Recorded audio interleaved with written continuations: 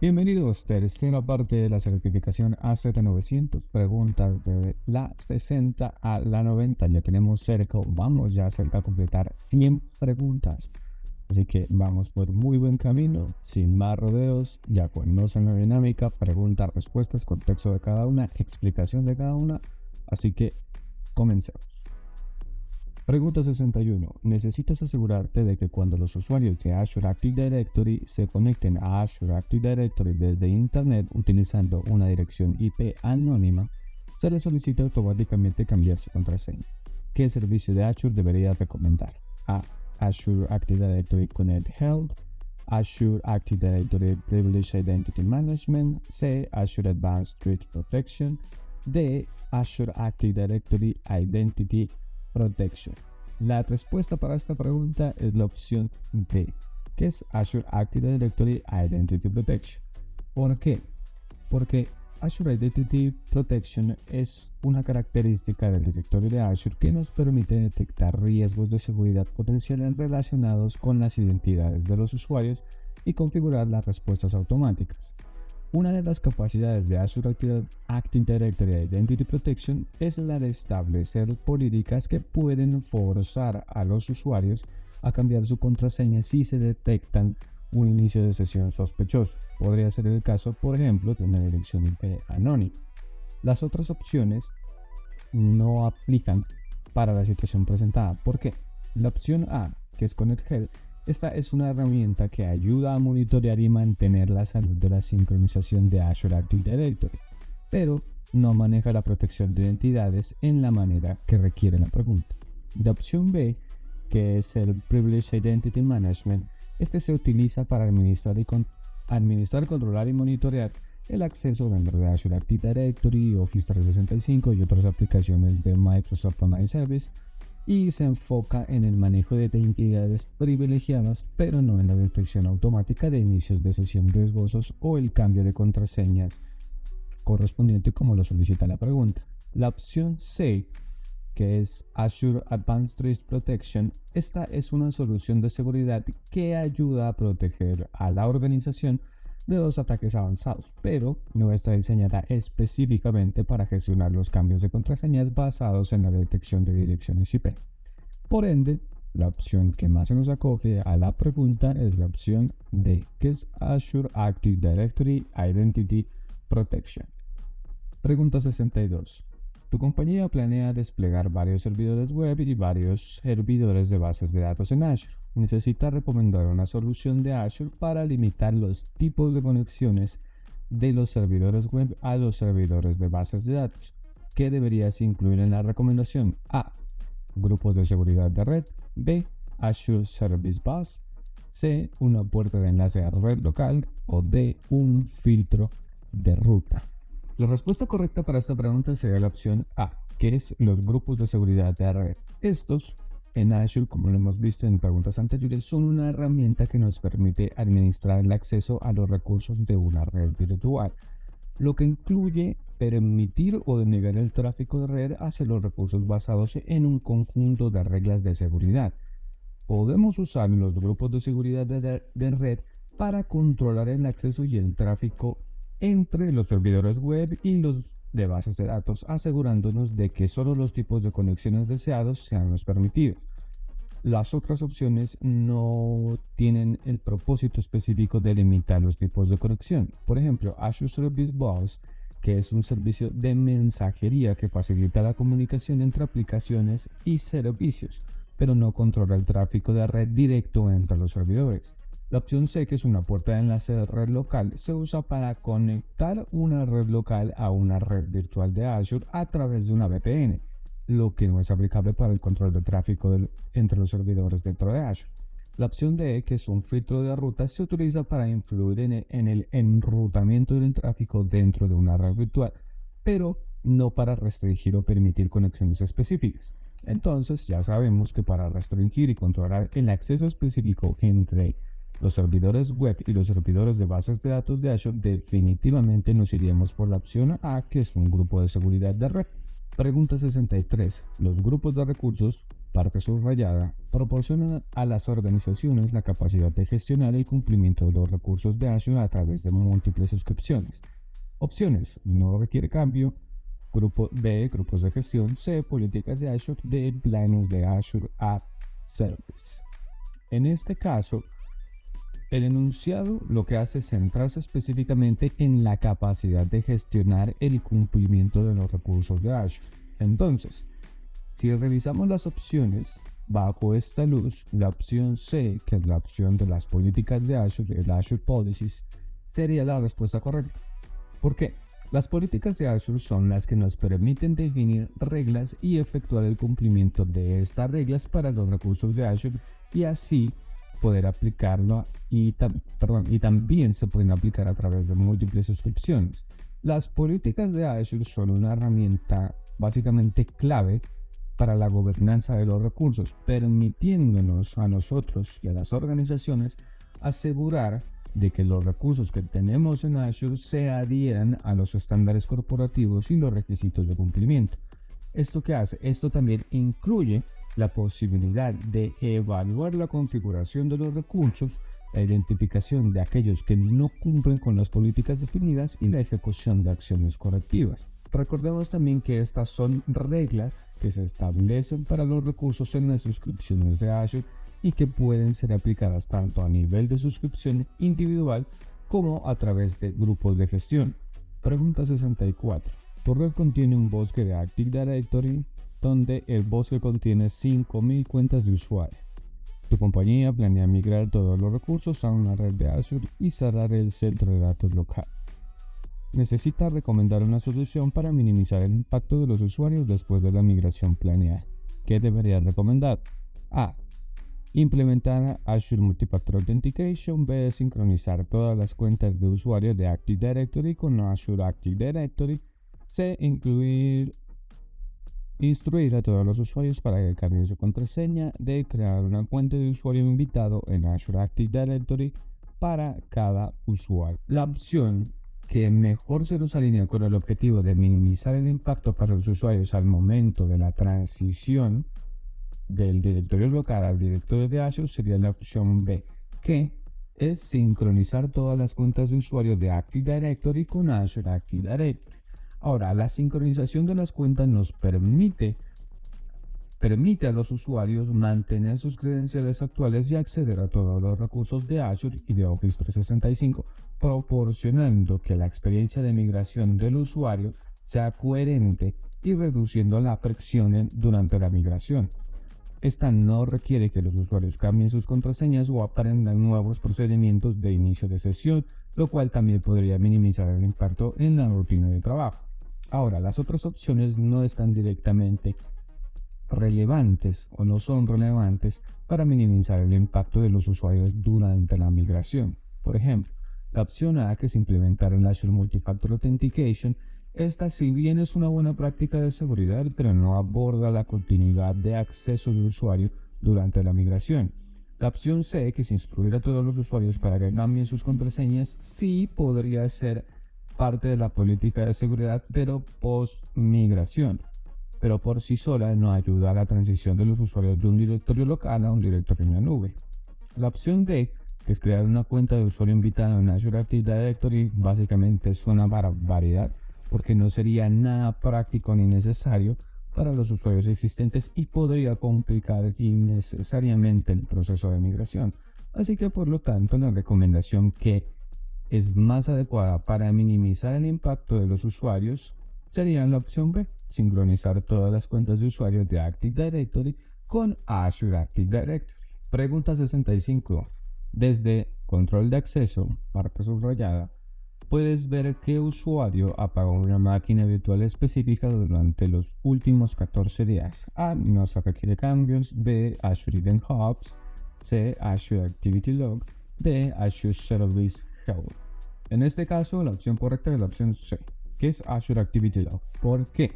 El registro de actividad de Azure, que es el Azure Activity Log, nos proporciona información sobre las operaciones que se realizan en los recursos dentro de nuestra cuenta de Azure.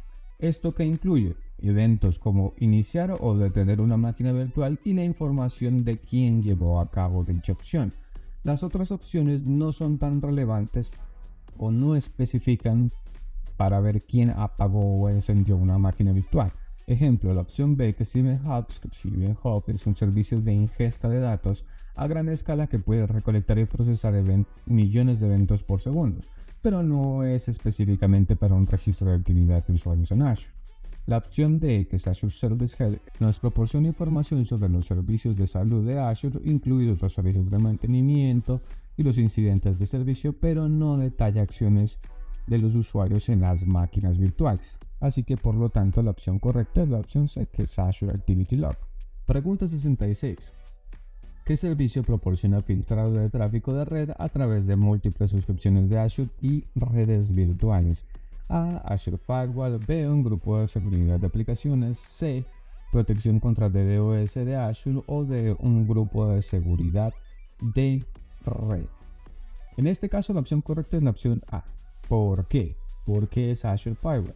Azure Firewall es un servicio de seguridad de red gestionado que protege los recursos de la red virtual de Azure. Es un firewall como servicio con estado que nos permite a los administradores de red configurar y gestionar reglas en el mismo firewall. Una de sus características es que podemos abarcarlo en múltiples suscripciones y en diferentes redes virtuales, lo que nos proporciona un control centralizado sobre el filtrado del tráfico. Las otras opciones no tienen funciones diferentes. Las otras opciones tienen funciones diferentes. Ejemplo, un grupo de seguridad de aplicaciones se utiliza para definir políticas de seguridad basada en aplicaciones virtuales, pero no se extiende a través de múltiples suscripciones. La opción C, que es protección contra DDoS, es un servicio que protege los recursos de Azure de los ataques de denegación de servicio distribuido, pero no está diseñado para el filtrado de tráfico de red en general. La opción D, que es un grupo de seguridad de red, se utiliza para filtrar el tráfico de red hacia y desde los recursos de Azure dentro de una red virtual, pero su alcance se limita a la suscripción en la que se encuentra, no cruzando múltiples suscripciones o redes virtuales de manera predeterminada o, en este caso, como lo solicita la pregunta. Así que por lo tanto la opción A, que es el Azure Firewall, es el más adecuado para el filtrado de tráfico a través de las múltiples suscripciones de Azure y de redes virtuales. Pregunta 67. ¿Qué servicio de Azure deberías usar para almacenar certificados? A. Azure Security Center. B. Una cuenta de almacenamiento de Azure. C. Azure Key Vault. D. Azure Information Protection. La respuesta a esta pregunta es la opción C, que es Azure Key Vault. Este es un servicio que permite a los usuarios almacenar y gestionar de forma segura claves de criptografía, secretos y certificados. Por lo tanto, es la opción más adecuada para manejar certificados, ya que está diseñado específicamente para manejar y proteger este tipo de información sensible y nos proporciona diferentes funcionalidades como la gestión del ciclo de vida de los certificados, la integración con otros servicios de Azure y acceso a controles granulares. Pregunta 68. Tienes un grupo de recursos llamado RG1. Planeas crear redes virtuales y servicios de aplicaciones en RG1. Necesitas prevenir la creación de máquinas virtuales solo en RG1. ¿Qué deberías usar? A. Un bloqueo. B. Un rol de Azure. C. Una etiqueta. D. Una política de Azure. Opción correcta, como lo vimos en una de las anteriores preguntas, es D. Una política de Azure. Vamos por partes. Para evitar que se creen máquinas virtuales en un grupo de recursos en específico, necesitamos algo que nos permita definir reglas sobre lo que se puede y qué no se puede hacer dentro de este grupo. Entonces, mirando las opciones. A. Un bloqueo. Esta no es. ¿Por qué? Porque los bloqueos de recursos se usan más que todo para prevenir que los recursos se borren o se modifiquen, pero no te dejan definir reglas tan específicas como evitar la creación de cierto tipo de recursos. La opción B, que es un rol, tampoco cuadra aquí.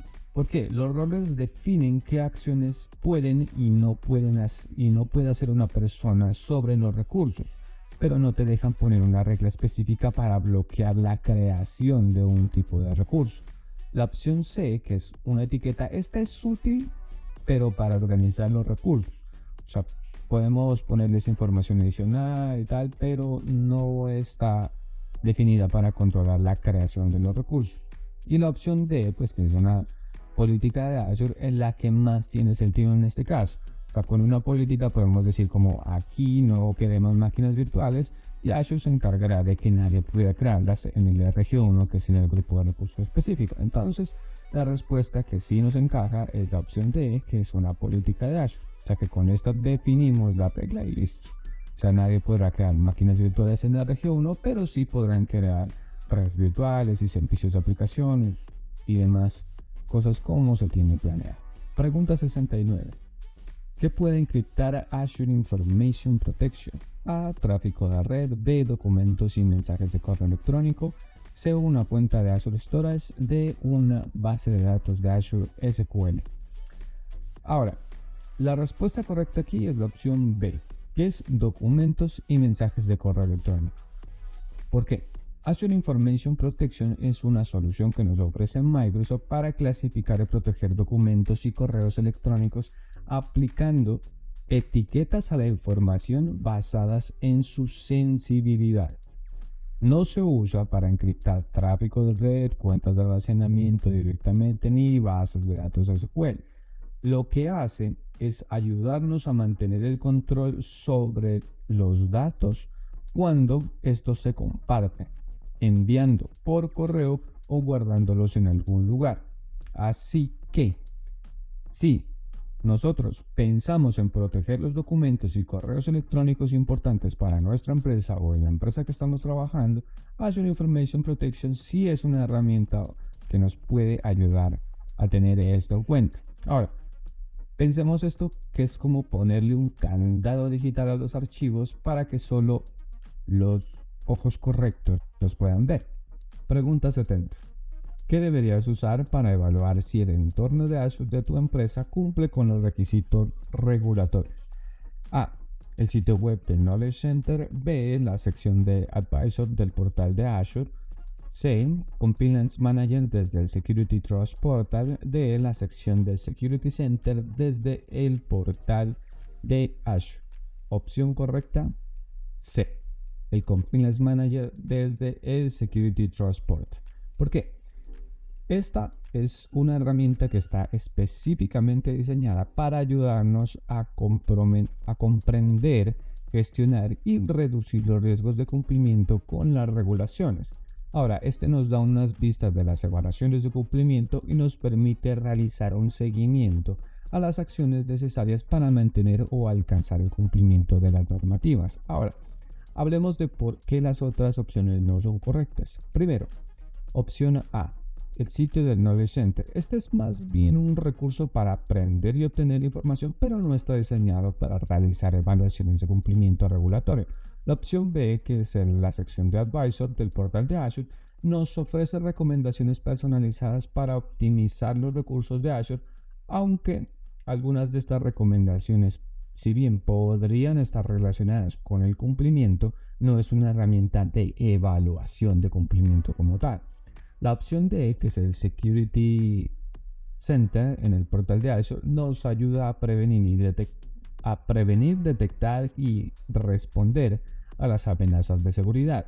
Si bien nos proporciona algunas capacidades de cumplimiento, no es específico ni completo para la gestión de cumplimiento en cuanto a normas, como sí lo es el Compliance Manager. Entonces, si nuestra meta, como decía la pregunta, es asegurarnos de que estamos cumpliendo con las reglas y con las leyes, lo mejor es ir al Compliance Manager. Pregunta 71.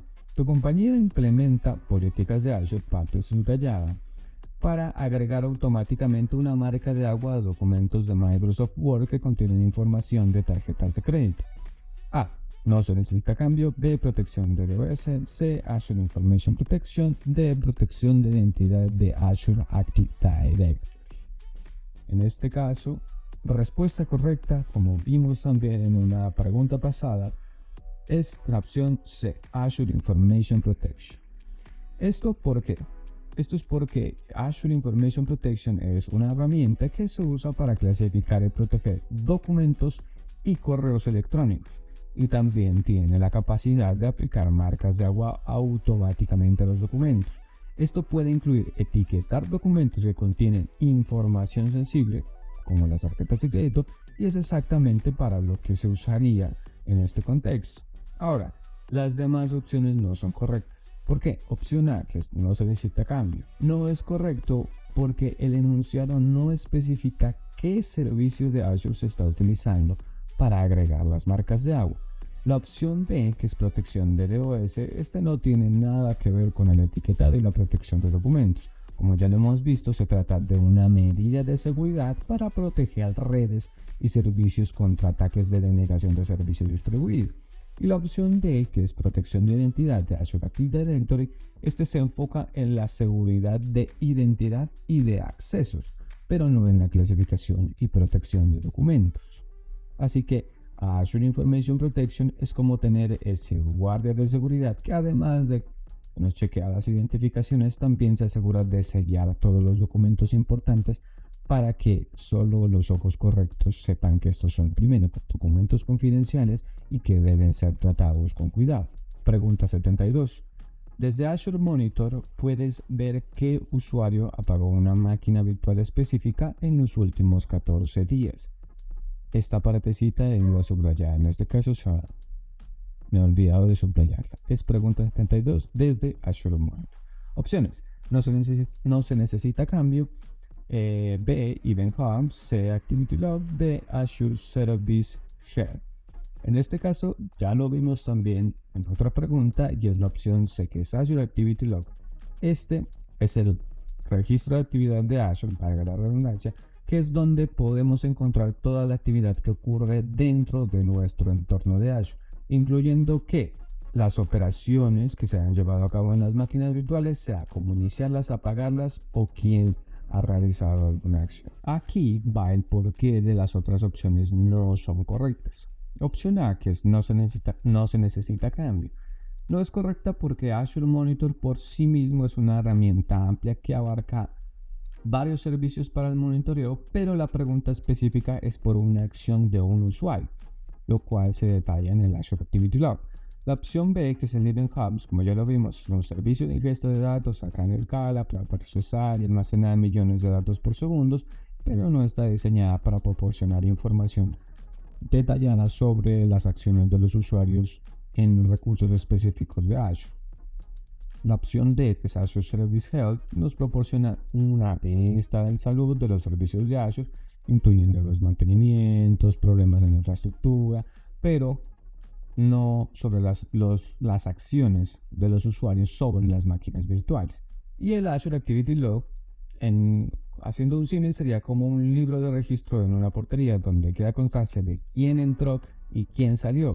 En este caso, quién pagó o quién encendió la máquina virtual, lo que sí es útil para llevar un seguimiento de las acciones de los usuarios y asegurar que todo esté en orden. Pregunta 73. Tienes una red virtual de Azure llamada VNet 1 en un grupo de recursos llamado RGO. Asignas una política de Azure especificando que las redes virtuales no son un tipo de recurso permitido en RG1. VNet 1 es eliminada automáticamente. A. No se necesita cambio. B. Se mueve automáticamente a otro grupo de recursos. C. Continúa funcionando normalmente. D. Ahora es un objeto de solo lectura. Respuesta, opción C. Continúa funcionando normalmente. Ahora, las políticas de Azure son las reglas que se aplican para gestionar y controlar los recursos y las acciones que se pueden realizar en ellos. Ahora, generalmente una política de Azure no elimina ni modifica recursos existentes por sí sola. Su función principal es gobernar la creación de nuevos recursos y asegurar que los existentes cumplan con los estándares definidos con la política. Ahora, cuando se aplica una política que especifica que un tipo de recurso no está permitido en un grupo de recursos, como en el caso de la pregunta, la política impedirá la creación de nuevos recursos que no cumplan con esta política, pero no afectará a los recursos ya existentes. Estos sí continuarán funcionando normalmente, pero no podemos crear nuevos recursos prohibidos por la asignación de la política de Azure. Por lo tanto, según la práctica común de las políticas de Azure y la información que se nos proporcionó en la pregunta, la opción C sería la correcta, que sería que continúa funcionando normalmente. ¿Esto qué hace? Esto supone que la política no tiene un efecto retroactivo en los recursos que ya se crearon y que no se aplicó una eliminación o cambio en el estado del recurso existente como parte de la política. Pregunta 74. Tu compañía tiene un entorno de Azure que contiene recursos en varias regiones. Una política de la compañía establece que los administradores solo deben tener permitido crear recursos adicionales de Azure en una región en el país donde se encuentra su oficina. Necesitas crear el recurso de Azure que debe asegurarse para cumplir con el requisito de la política. ¿Qué deberías crear? A. Un bloqueo de solo lectura. B. Una política de Azure. C. Un grupo de gestión. D. Un grupo de reserva. La respuesta correcta es la opción B, que es una política de Azure. Esto se debe a que las políticas de Azure se utilizan para gestionar los recursos y controlar las acciones en el ámbito de los servicios de Azure, de acuerdo con las políticas definidas por la empresa. Ahora, podemos crear una política que nos especifique la región en la que los recursos pueden ser desplegados, lo que aseguraría que los administradores solo puedan crear recursos en la región permitida por la empresa. Ahora, expliquemos por qué las otras opciones no son correctas. A. Un bloqueo de solo lectura. Este se utiliza para prevenir la modificación o eliminación de recursos, pero no limitaría la creación de nuevos recursos en una región en específico. La opción C, que es un grupo de gestión, es un contenedor que se utiliza para administrar el acceso, las políticas y el cumplimiento de múltiples suscripciones, pero por sí mismo no define dónde se pueden crear los recursos. La opción D, que es una reserva, esta es una forma de compromiso de uso previo que puede ofrecer descuentos a ciertos servicios de Azure, pero no está relacionada con la ubicación o la creación de recursos como tal. Así que por lo tanto la opción de la política de Azure es la herramienta que nos encaja perfectamente en este requisito, ya que nos permite definir la regla precisa sobre dónde y cómo se deben desplegar y gestionar los recursos en nuestro entorno de Azure. Pregunta 75. Desde Azure Cloud Shell puedes rastrear los estándares regulatorios y regulaciones de tu compañía como la ISO 27001. En este caso la parte subrayada es Azure Cloud Shell. A. No se necesita cambio. B. De el Microsoft Cloud Partner Portal. C. El Compliance Manager. D. El Trust Center. La correcta para este caso debería ser la opción C, que es el Compliance Manager. El Azure Cloud Shell es una interfaz de línea de comandos que está basada en la nube y se utiliza para gestionar los recursos de Azure, pero no es la herramienta que se utiliza para rastrear el cumplimiento normativo y las regulaciones como la ISO 27001. El Compliance Manager, que es una herramienta proporcionada por Microsoft en el portal en el Trust Center, nos ayuda a gestionar los requisitos de cumplimiento de nuestra organización. Así que básicamente sí sería la opción correcta. Ahora veremos por qué las otras opciones no son las correctas. La opción A, por ejemplo, que dice no se necesita cambio. Esto no es correcto porque el Azure Cloud Shell no se utiliza para rastrear cumplimientos normativos. La opción B, que es el Microsoft Cloud Partner Portal, es un portal para los socios de Microsoft, pero no está diseñado específicamente para el seguimiento de estándares regulatorios y la regulación. La opción D, que es el Trust Center, es el sitio donde Microsoft nos proporciona información sobre seguridad, privacidad y cumplimiento, pero no es una herramienta para rastrear activamente el cumplimiento. Entonces, el Compliance Manager, que es básicamente como el asistente personal, sí nos puede ayudar para mantener todo en reglas sobre las normas, asegurándonos de que sí cumplimos o no los estándares de la ISO 27001. Pregunta 76. En la declaración de privacidad de los servicios en línea de Microsoft, parte subrayada, explica qué datos procesa Microsoft, cómo procesa Microsoft los datos y el propósito del procesamiento de los datos. A. No se necesita cambio. B. Microsoft Online Service Terms. C. Microsoft Online Service Level Agreement. D. Acuerdo de suscripción en línea para Microsoft Azure. La respuesta correcta es la opción A, que es no se necesita cambio. La declaración de privacidad de los servicios en línea de Microsoft es un documento que nos explica a detalle las prácticas de privacidad de Microsoft, incluyendo qué datos recopilan, cómo se procesan y con qué fines. Ahora, las demás opciones no son aplicables a este caso. La opción B, por ejemplo, que son los términos de servicio en línea de Microsoft, son un conjunto de términos que detallan los términos legales bajo los cuales se proporcionan los servicios en línea de Microsoft a los clientes, pero no se centran específicamente en el procesamiento de datos personales. La opción C, por ejemplo, que es Microsoft Online Service Level Agreement, o sea, no existe una tal cosa como eso, y digamos que en el contexto de la privacidad y el procesamiento de datos puede haber un malentendido con los acuerdos de nivel de servicio, que son los SLA, que estos definen el servicio esperado, pero no tratan sobre la privacidad de los datos. La opción D, que son acuerdos de suscripción en línea de Microsoft para Azure, este describe los términos bajo los cuales los servicios de Azure se ofrecen a los suscriptores, pero tampoco se centra en los detalles del procesamiento de datos personales. Pregunta 77. Tienes varias máquinas virtuales en una suscripción de Azure. Creas una nueva suscripción. Las máquinas virtuales no pueden ser movidas a la nueva suscripción. A. No se necesita cambio. B. Las máquinas virtuales pueden ser movidas a la nueva suscripción. C. Las máquinas virtuales pueden ser movidas a la nueva suscripción solo si están todas en el mismo grupo de recursos. Y D. Las máquinas virtuales pueden ser movidas a la nueva suscripción solo si ejecutan Windows Server 2016. Respuesta correcta, opción B. Las máquinas virtuales sí pueden ser movidas a la nueva suscripción. Azure nos permite la movilidad de recursos entre suscripciones, lo que incluye máquinas virtuales, obviamente. Podemos mover estas máquinas virtuales de una suscripción a otra y no hay ninguna restricción de que las máquinas virtuales deban estar todas en el mismo grupo de recursos o que deban ejecutar una versión específica de Windows Server para poder ser trasladadas. Las otras opciones no son correctas porque A, que dice no se necesita cambio. Esta obviamente es incorrecta ya que las máquinas virtuales sí pueden ser movidas entre las suscripciones.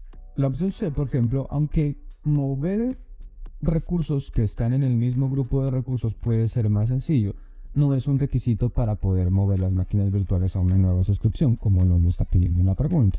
Y la opción D, que es la versión del sistema operativo, como en este caso Windows Server 2016, no es un factor que afecte la capacidad para mover las máquinas virtuales entre las suscripciones. Pregunta 78. Intentas crear varias instancias de Microsoft SQL Server administradas en un entorno de Azure y recibes un mensaje que indica que debes aumentar los límites de tu suscripción de Azure. ¿Qué deberías hacer para aumentar estos límites? A. Crear una alerta de salud de servicio. B. Mejorar tu plan de soporte. C. Modificar una política de Azure. D. Crear una nueva política de soporte. Respuesta correcta, opción D. Crear una nueva política de soporte. ¿Por qué? Cuando nos encontramos con limitaciones en la suscripción de Azure, como en este caso el número máximo de instancias de SQL Server, necesitamos contactar con el soporte de Azure para solicitar un aumento de estos límites. Esto se hace típicamente a través de una solicitud en el portal de Azure. Las otras opciones no ayudarían en este escenario. ¿Por qué? A. El crear una alerta de salud de servicio es para monitorear la salud de los servicios de Azure, pero no encaja dentro de los límites de estos servicios.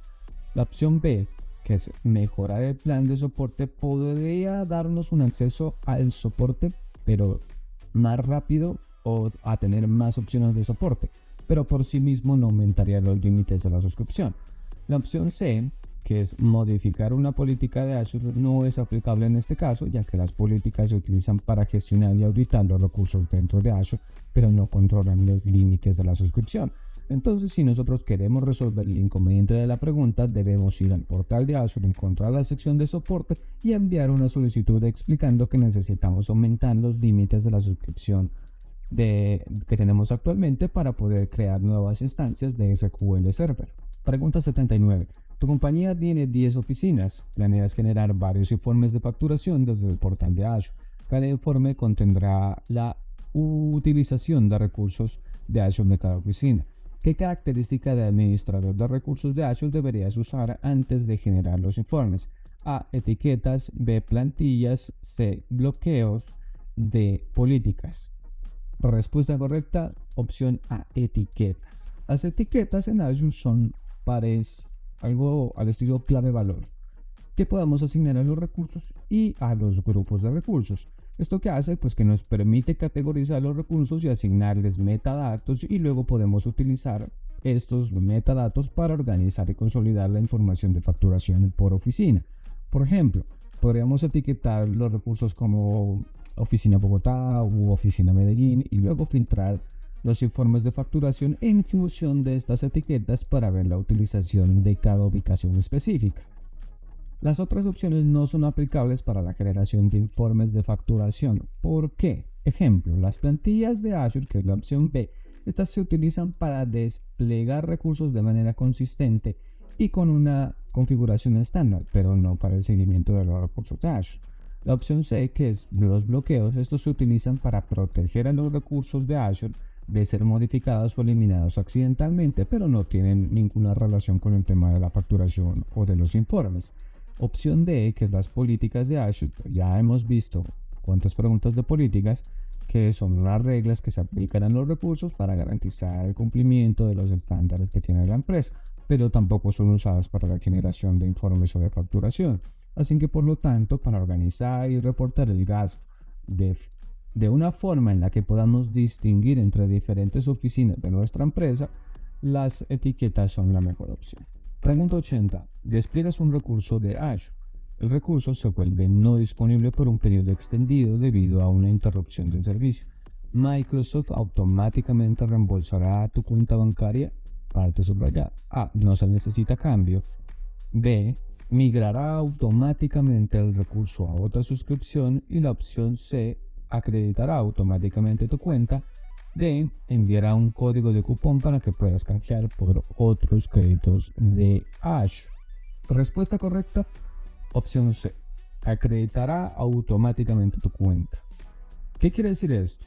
Cuando hay una interrupción del servicio que afecta a los recursos de Azure, Microsoft no realiza reembolsos directos a la cuenta bancaria del cliente, sino que suele emitir un crédito en la cuenta de Azure del cliente.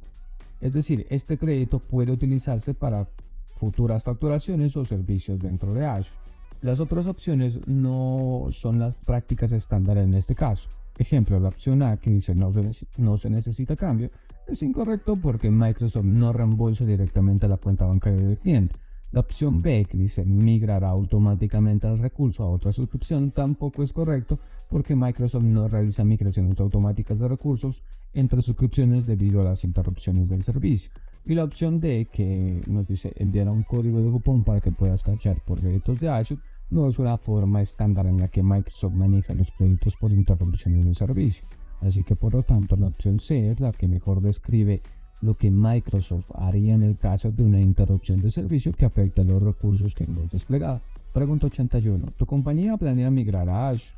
La compañía tiene varios departamentos. Todos los recursos de Azure utilizados por cada departamento serán administrados por un administrador del departamento. ¿Cuáles son dos posibles técnicas para segmentar Azure para los departamentos?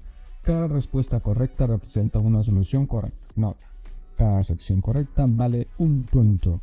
A. Múltiples suscripciones. B. Múltiples directorios de Azure Active Directory. C. Múltiples regiones. D. Múltiples grupos de recursos. Necesitamos dos técnicas para segmentar recursos de Azure entre diferentes departamentos. ¿Qué opciones podrían ser? Opción A y opción D. Vamos a ver por qué. Opción A. Múltiples suscripciones. Cada departamento puede tener en este caso su propia suscripción a Azure lo que permite una administración y facturación separadas. Esto nos facilita a los administradores de cada departamento tener un control completo sobre los recursos dentro de la suscripción asignada. Y la opción D es múltiples grupos de recursos. Los grupos de recursos en Azure son contenedores que albergan recursos relacionados para la aplicación o un proyecto específico. Cada departamento puede administrar sus recursos dentro de uno o más grupos de recursos, permitiendo también una organización y una administración más fácil de los recursos. Las opciones B y C no son técnicas comúnmente utilizadas para la segmentación por departamento en el sentido de administración de recursos. La opción B, que son los múltiples directorios de Azure Active Directory, serían una manera menos común de segmentación, ya que los directorios de Azure están más orientados a la gestión de usuarios y accesos en lugar de los recursos de Azure. La opción C, que son las múltiples regiones, se refiere a la ubicación geográfica de los centros de datos de Azure donde se despliega los recursos, pero no es una técnica de segmentación administrativa, por lo cual las opciones presentadas, que son la opción A y la opción D, son las más adecuadas para la segmentación de los recursos de Azure por departamento en la empresa. Pregunta 82. Si Microsoft planea terminar el soporte para un servicio de Azure que no tiene un servicio sucesor, Microsoft proporcionará notificación con al menos 12 meses de anticipación. En este caso, la parte subrayada es 12 meses de anticipación. Opción A, no se necesita cambio, 6 meses, 90 días, 30 días. Respuesta correcta A, no se necesita cambio. Microsoft en este caso se compromete a notificar a los clientes con al menos 12 meses de anticipación, un año, si planea descontinuar un servicio de Azure que no tiene un servicio sucesor directo, lo que proporciona tiempo para que los clientes planifiquen y realicen los cambios necesarios. Las demás opciones son periodos más cortos de notificación y no están en línea con las políticas estándar de notificación de servicios de Azure para los servicios descontinuados sin sucesores. Esto lo hace Microsoft para asegurar que los clientes obviamente tengan un tiempo suficiente para realizar la transición a otros servicios o soluciones alternativas. Pregunta 83. Tu compañía tiene una suscripción de Azure que contiene los siguientes recursos no utilizados: 20 cuentas de Azure Active Directory, 5 grupos en Azure Active Directory, 10 direcciones IP públicas, 10 interfaces de red. Necesita reducir los costos de Azure para la compañía. Solución: eliminas las interfaces de red no utilizadas. ¿Esto cumple con el objetivo? Sí o no. De manera directa, sí. Eliminar las interfaces de redes no utilizadas sí nos puede ayudar a reducir los costos de Azure. ¿Por qué? Porque aunque las interfaces de red por sí mismas no tienen un costo directo, pueden estar asociadas a máquinas virtuales o servicios que sí generan costos. Al eliminar las interfaces de red nos aseguramos de que estas no se estén utilizando o que se estén utilizando innecesariamente en recursos que puedan incurrir en gastos adicionales, como por ejemplo direcciones IP públicas asociadas o el tráfico de datos que podrían generar. Ahora, respuesta: de manera directa, A, sí. ¿Qué es lo que hace? Eliminar las interfaces de red no utilizadas sí nos puede ayudar a reducir los costos de Azure. ¿Por qué? Porque aunque las interfaces de red por sí mismas no tienen un costo directo, estas sí pueden estar asociadas a máquinas virtuales o a servicios que sí generan costos. Es decir, que al eliminar estas interfaces de red nos aseguramos de que estas no estén utilizando necesariamente recursos que puedan incurrir en cargos adicionales, como puede ser direcciones IP públicas asociadas o el tráfico de datos que estos nos podrían generar. Pregunta 84. Tu compañía tiene una suscripción de Azure que contiene los siguientes recursos no utilizados: 20 cuentas de usuario de Azure Active Directory, 5 grupos de Azure Active Directory, 10 direcciones IP públicas, 10 interfaces de red. Necesita reducir los costos de la compañía en Azure. Solución: elimina las direcciones IP públicas no utilizadas. ¿Esto cumple con el objetivo? Sí o no. De manera directa también sabemos que sí. Al eliminar nosotros las direcciones IP públicas no utilizadas, definitivamente esto sí nos puede ayudar a reducir los costos de Azure. Las direcciones IP públicas generalmente sí tienen un costo asociado especialmente si están reservadas y no se utilizan. Al liberar estas direcciones IP públicas que no están en uso, la compañía puede evitar cargos innecesarios en las facturas de Azure. Pregunta 85. Tu compañía tiene una suscripción de Azure que contiene los siguientes recursos no utilizados. Misma dinámica: 20 cuentas, 5 grupos, 10 direcciones, 10 interfaces. Necesitamos reducir los costos de Azure para la compañía. Solución: eliminamos las cuentas de usuario no utilizadas. ¿Esto cumple con el objetivo? ¿Sí o no? Respuesta en este caso, opción B, no. ¿Por qué? Las cuentas de usuario de Azure Active Directory no generan costos directamente por su existencia. Los costos asociados con Azure Active Directory están típicamente relacionados con las ediciones de pago, como puede ser como Azure Active Directory Premium P1 y P2, que proporcionan obviamente características adicionales sobre la versión gratuita, a menos de que estas cuentas de usuario no utilizadas estén consumiendo licencias pagadas. Su eliminación no tendría un impacto significativo sobre los costos.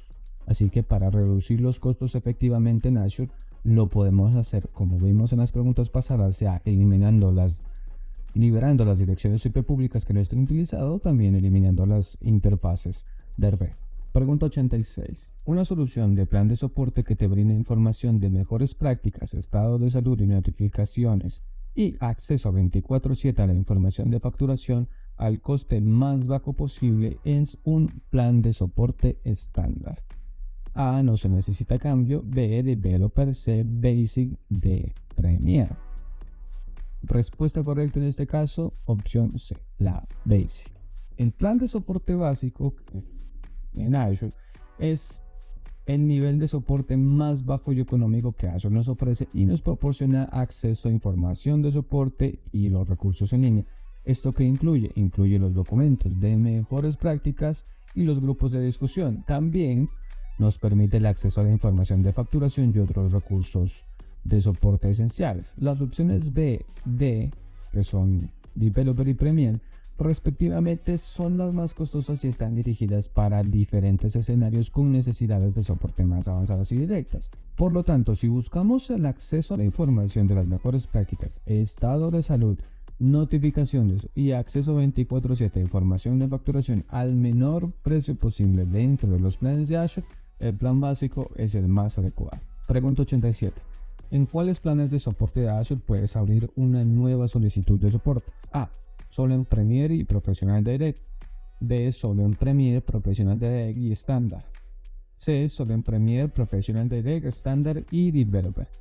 D. En Premier, Professional Direct, Standard, Developer y Basic. Respuesta correcta, opción D. En todos los planes. ¿Por qué? Porque todos los planes de soporte de Azure sí nos permiten abrir nuevas solicitudes de soporte. La diferencia principal entre los planes radica en el nivel de soporte que se ofrece y el tiempo de respuesta de los recursos adicionales, como puede ser la gestión de las cuentas, la revisión de arquitectura, que no están presentes en el plan básico, por ejemplo. Ahora, no obstante, incluso el plan básico, los clientes pueden abrir solicitudes de soporte para problemas relacionados con ¿qué? Con facturación y con suscripciones. Pregunta 88. Puedes crear una solicitud de soporte de Azure desde support.microsoft.com. A. No se necesita cambio. B. El portal de Azure. C. El Knowledge Center. D. El Centro de Administración de Seguridad de Cumplimiento. Respuesta correcta, opción B. El portal de Azure. Las solicitudes de soporte de Azure se crean generalmente a través del portal de Azure, donde podemos especificar el problema, proporcionar detalles y recibir también asistencias con el plan de soporte que nosotros tengamos. El sitio de support.microsoft.com es más un punto de partida para obtener ayuda sobre productos de Microsoft en general, pero no para problemas específicos de Azure. El portal de Azure sí es el lugar más adecuado para solicitar el soporte técnico. Pregunta 89. Tu compañía tiene una suscripción de Azure que contiene los siguientes recursos no utilizados: 10 direcciones IP, 10 interfaces de red. Para reducir los costos en Azure de la compañía, eliminamos los grupos no utilizados. ¿Esto cumple con el objetivo, sí o no? Respuesta directa, no. El eliminar los grupos no utilizados, en este caso en Azure Active Directory, no reducirá los costos de Azure, ya que los grupos en sí mismos no incurren en los costos. Los costos de Azure Active Directory suelen estar asociados, como ya lo vimos en el anterior caso, con licencias de usuario por servicios premium y no con la cantidad de grupos dentro del directorio. Si queremos reducir estos gastos, como lo mencionamos anteriormente, podemos intervenir las direcciones IP públicas y también las interfaces de red. Pregunta 90. Todos los servicios de Azure que están en vista previa pública se proporcionan sin ninguna documentación. A. No se necesita cambio. B. Configurable desde el Azure CLI. C. Excluidos los acuerdos de nivel de servicio. Y D. Solo son configurables desde el portal de Azure. Para este caso, la afirmación original está mal. ¿Por qué? Los servicios de Azure que están en vista previa pública generalmente sí vienen con documentación para que los usuarios puedan leer y utilizar, comprender también y comenzar a usar el servicio. Sin embargo, es cierto que estos servicios están excluidos de los acuerdos de nivel de servicio hasta que se conviertan en generalmente disponibles. Por lo tanto, la respuesta correcta sería C, excluidos los acuerdos de nivel de servicio. Las opciones A y B no son correctas. ¿Por qué? La opción A, como ya lo vimos, los servicios de vista previa pública de Azure suelen tener la documentación disponible, aunque si bien no puede ser una documentación tan completa como la de los servicios generalmente disponibles. Y la opción B, aunque algunos servicios de vista previa pública pueden tener algunas limitaciones en cuanto a cómo se pueden configurar, no es una regla general de que solo se pueden configurar a través de la Azure CLI. Los servicios en vista previa a menudo están disponibles para configurarlos en múltiples interfaces, incluyendo ya sea el portal de Azure, el Azure CLI y a veces a través desde el Azure Cloud Shell. Con esto damos por terminada la serie de preguntas de la tercera parte. Ya llevamos alrededor de 90 preguntas, vamos a tener más de 300. La serie de videos se va a seguir publicando regularmente, tienen toda la información disponible, van a tener los links y los enlaces a los demás videos en la lista de reproducciones por cualquiera de los dos lados. Recuerden seguir estudiando, preparándose. Un abrazo, cuídense y nos vemos para la próxima.